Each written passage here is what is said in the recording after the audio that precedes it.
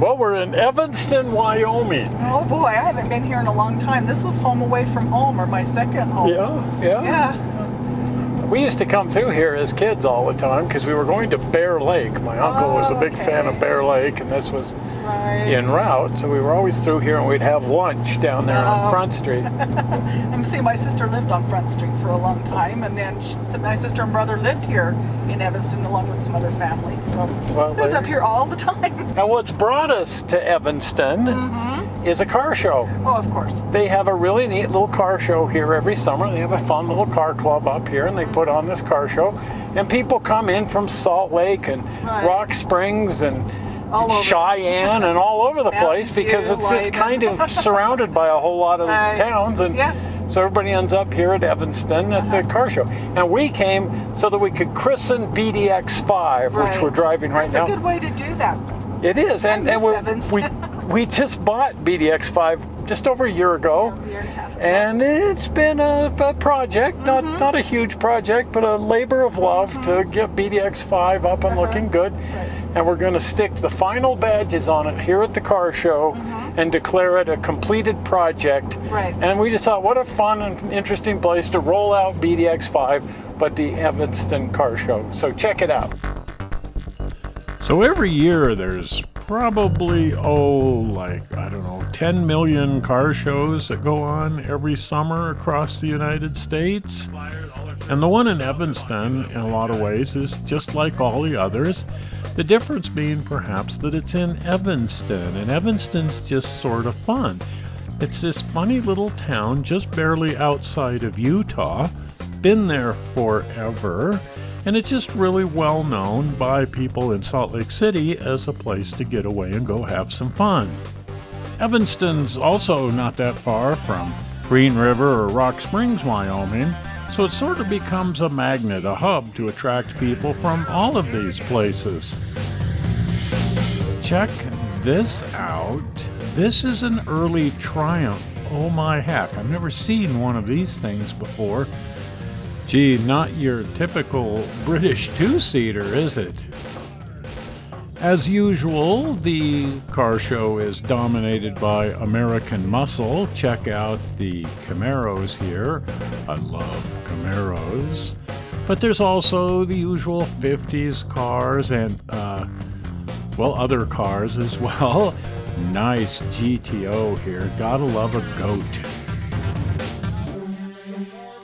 The Carmen Ghia. And here we are keeping the world safe for democracy. World War II era Jeep. After the big war, you could literally pick these things up for about $25, brand new. This one's been restored. And, of course, some classic early iron. Gotta love that kind of thing. And the ubiquitous lead sleds and other kinds of hot rods. A Studebaker. Hope you guys saw the show on the Studebaker Museum. Here's a fun thing. A Ford Anglia, British Ford, actually built in Australia. I think all of these have been turned into dragsters. This one, no exception. And, of course, the ubiquitous Corvette. These are just everywhere, and everybody loves them. This one says it's for me. So, birthday, maybe? I don't know. Although Karen and I are much better known for our love of the Mustang. Check out this one. It's got a 427 shoved in it. Oh, my gosh. And this, a 1970, looks a little bit like a Boss 9, but it's not actually a Boss 9. Be really amazing if it was a Boss 9, but it is a sweet example of a 70. And this little 67 is still crazy, but here's a real eye-catcher, a blue 68 Fastback GT. Oh my heck, Karen and I are building a car that looks suspiciously like this.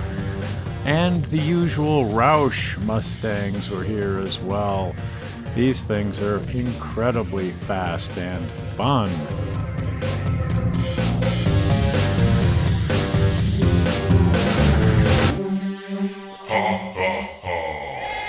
Looks like Herbie's in the house. Always fun to see Herbie showing up. And here's something you just don't see every day, a Hupmobile. This was actually the very first Hupmobile Karen had ever seen. I think I've probably seen maybe 2 of these before, so I feel really honored. And a really nice example of a light-duty cab-over truck. But the 50s cars are always fun to see. We've never really gotten into collecting 50s cars, but you know, that could change at the drop of a hat because, dang, these things are just really, really fun.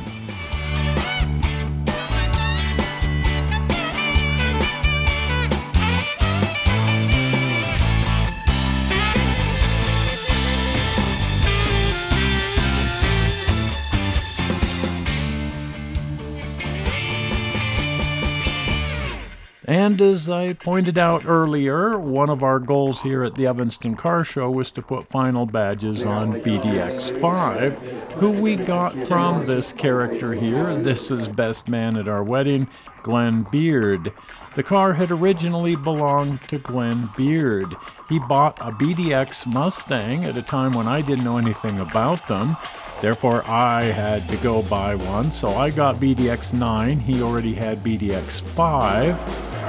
Now, Glenn raced his professionally. He didn't drive it. He hired this guy, Paul Brown, a professional driver, to run the car in the 2009 Time Attack series, which is run across the entire United States at different venues.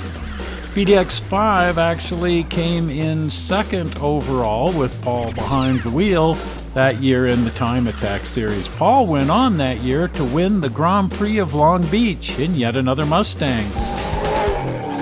The BDX Mustang, a true dual purpose, no fake anything, drive to work, drive at the track, adjustably suspended, pure sports Mustang. At our wedding, Glenn presented a rather unusual wedding gift to us. Wait a minute, it's a Star Trek. There's a story behind this. There's quite a story. I originally had BDX 05, which was one of less than 15 BDX cars that were made. And BDX 05 is special. It has special camshaft and special wing, the whole 9 yards. I had to give it to charity to benefit my son's school. Dale bought it from charity, and these sons of bitches stole the original badge with the serial number that authenticated it was BDX 05. What Dale is holding in his hand from the creator of the BDX Mustangs is an exact copy from the same printer, with the same template, with the same number that was put on the original car. This is not a replica. This is another original. BDX 5 is now whole again. The years of racing and, well, a lot of fun driving had taken a toll on the car, and it was in need of some fix-up. I wanted it to look a lot like our other BDX car, that being BDX 9, and so I'd taken the car into Lightwave software to try out different color combinations and badging. Here at the Evanston Car Show, you can see the car in the finished stripes and badging, ready to receive the honored badges that Glenn presented to us at our wedding.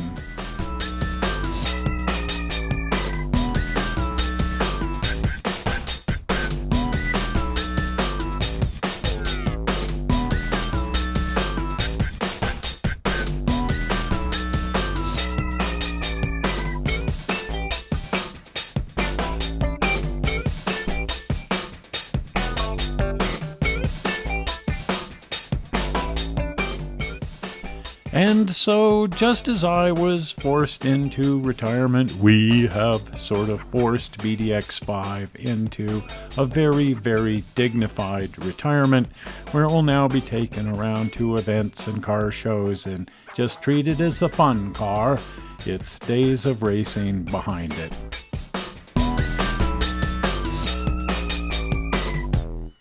Well, so there you go, the Evanston Car Show. Oh, that was a lot of fun. It's a lot of fun, and it's fun to come up to this car show every year. And there's a reason why over and above the car show, and that's what we're headed to do right now, and that's to get beer and fireworks. Of course. If you're from Salt Lake City, you can't get decent beer and you can't get fireworks at all. So you come up here and you buy Black Cat firecrackers and real beer. Now, if you buy Black Cat beer, then I don't know what you end up with there. That gets you the border. Yeah. So we're doing a little bootlegging here, and we're going to be heading back. Anyway, all good things. And the car show was fun, and we've got the badges on the car, and the car is now officially more or less done. Angelized. It's angelized.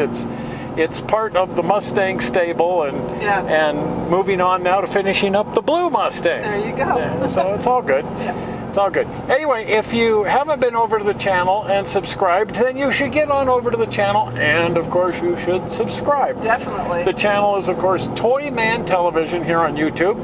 There is also the website, toymantelevision.com, and you can go over there, and there's a link to guysHobbyShop.com, which is sort of fun and interesting, but it's all good stuff. But the key is the channel here on YouTube, Toyman Television, and you could subscribe by clicking on the blue button that's popping in. Zoink! Right now, right down here, blue button says subscribe. Right. Well, we're not sure how you found this movie on the internet. We hope you didn't find it boring. And we will see you here again next week with some more significant, massive screwing around. See ya. Bye-bye. Bye.